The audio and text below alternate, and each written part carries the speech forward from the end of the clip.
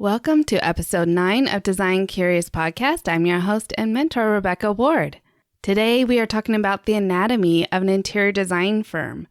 Whether you are thinking about applying for a job there, interning, or even starting your own business, it is critical to understand all the hats that an interior designer needs to wear, especially if they are a solopreneur like most of them are.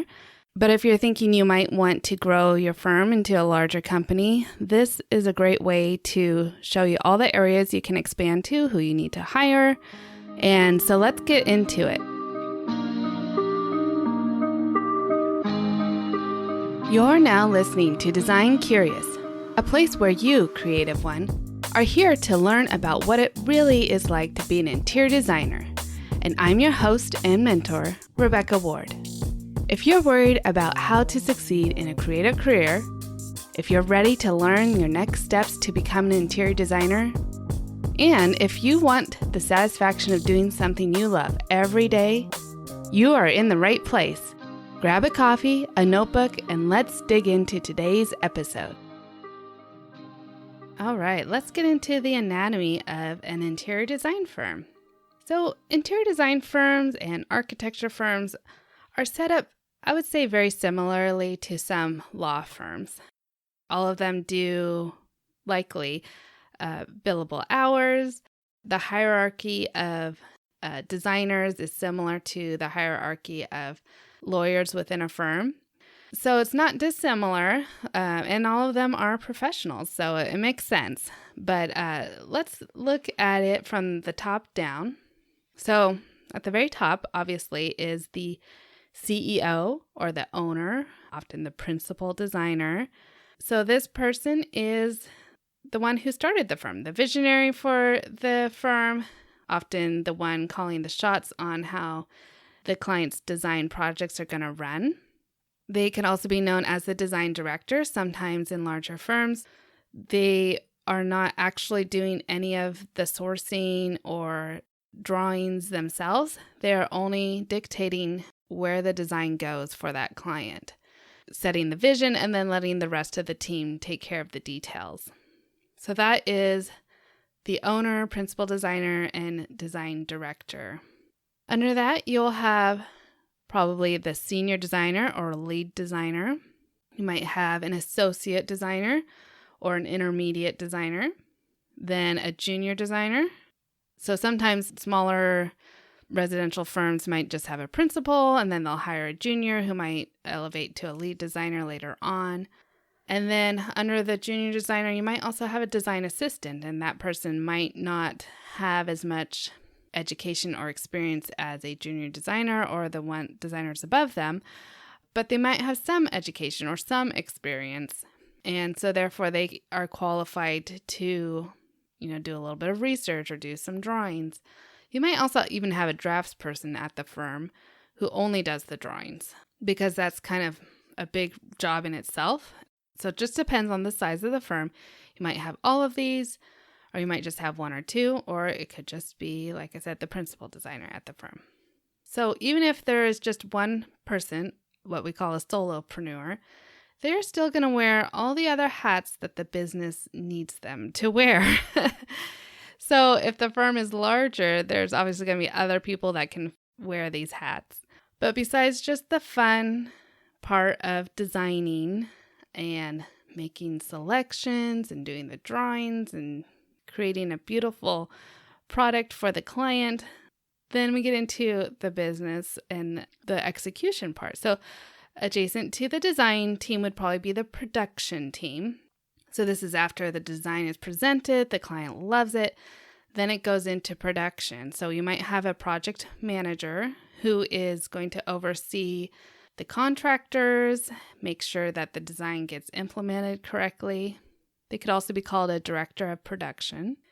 You might have a construction manager. So if you're offering design build, you might have someone who specializes in construction details and has a lot of construction knowledge. So they might be a construction manager underneath a project manager. They could also be the same person. And then if necessary, you could also have a junior project manager, a project coordinator who could assist those upper levels in the production team.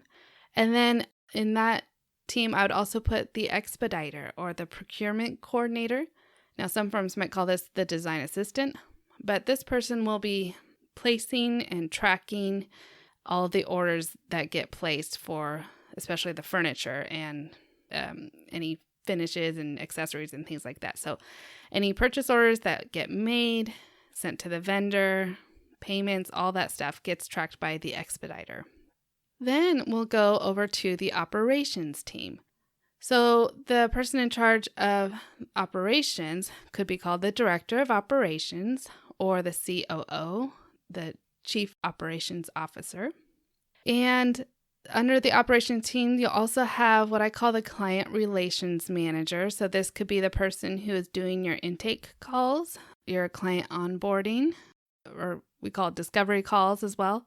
So having a person dedicated to that, filtering out the clients, asking all the questions, and then setting up the consultations in the calendar, that would be the client relations manager. Now, I have one of these who is a contractor, works remotely a couple hours a week, and she also takes care of other things for the client, like gifting throughout the project. Under operations, you might also find the HR manager. This would be the person in charge of ensuring that healthcare and all those things get set up. Also, the employee handbook and anything employee related would be under HR manager. They might have a process and performance manager, kind of like quality control to make sure that every project is run correctly, that the clients are happy, and might also be called a compliance manager. And then you would also probably put the office administrator under here. So it's admin things that just for the day-to-day business, maybe not client related, but that would be under the operations of the business. Then we go over to the finance team. So the finance team, if you are starting out as your own business, maybe you're a new designer or you have experience and you're starting out just you, I would say you definitely have to get a bookkeeper next.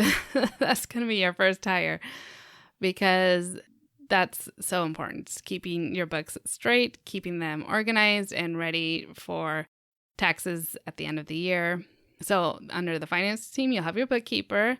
The person in charge of the finance team might be called the director of finance. It might be a CFO, chief financial officer. And then under this part of the team, you'll include your CPA, certified public accountant, and any other financial advisors could also be under this part. They might not work directly for you. They might not be employees of the company, but they are definitely a part of your business and an integral part of the design firm. Okay, and then we'll go over to sales and marketing, also a very important part of the design firm, because without sales and marketing, you can't get new clients coming in. You can't get those pretty projects to work on. So the person in charge here might be director of sales and marketing. Then you might also have a marketing manager, person in charge of promotional advertising, the messaging that's being said on your website, all those things. And then you might also have a sales manager, so a person who is educated in sales, who might be there to help secure and close sales with clients and advise on that.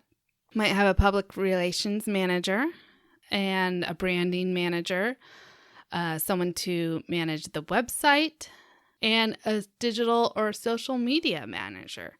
So all those parts of the marketing and sales team really critical to even getting new business through the door.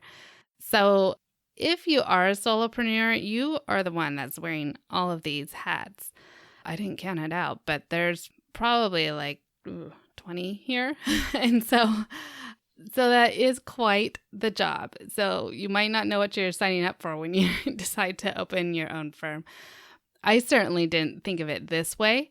And, only this year did I kind of set up an org chart for my own company. But I found it so enlightening because while I have 2 employees, I know that my firm will probably be growing a little bit. And so I was looking at the places where my name gets put in there, and then maybe I want to hire a couple people to join the team, and I could easily see which areas we had a need in.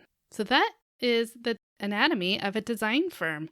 Hopefully that is explained to you clearly, and you might be surprised to find that all those positions are needed within one firm.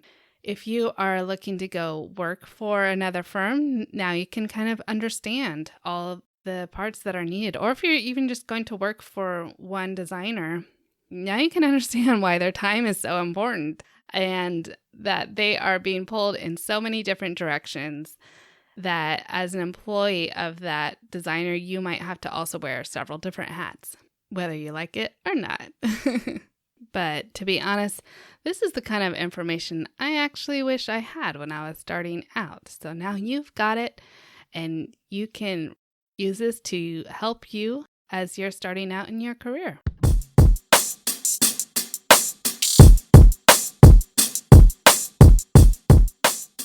So did you find that overwhelming, all the different hats that an interior designer does wear? It's not exclusive to interior design, really, some of these hats. Any business owner, any entrepreneur might have to wear all these hats for marketing and finance and all those things. So some of those just come along with owning your own business.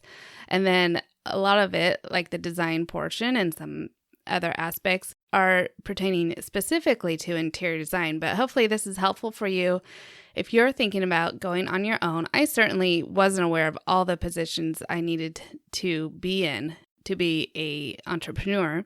So when I finally did create an org chart, I was like, dang, this is a lot. So I'm hoping that you gain some insight a lot earlier in the game before I did. And if you find that helpful, and you can find a sample organizational chart, like I said, in the show notes, go to rwarddesign.com/podcast, and you'll find all the information there. I'd love for you to reach out to me with any information you'd love for me to discuss on the podcast. You can email me, podcast@rwarddesign.com. And if you'd love to work with me a little more on getting some insight as to what the career of interior design really is, then why don't you join me in my Design Mentor, my membership program, where each month we have a different subject we're discussing on a live call, and you can ask me personally your questions and struggles that you're facing as you are starting your career in interior design. So if that interests you, you can also find that on my website. Stay tuned, Creative One, and we'll be back next week with another great episode on Design Curious Podcast. Thanks for listening. If you love this episode, please leave a rating and a review. This helps me reach other curious creatives like you. If you have a topic request or would like to contact me, simply head over to my website, rwarddesign.com, or email me at podcast@rwarddesign.com.